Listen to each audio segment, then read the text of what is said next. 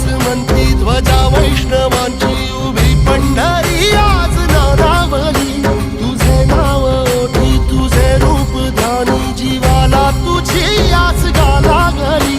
जरी बाप साऱ्या जगाचा परी तू आम्हाले करांची विठू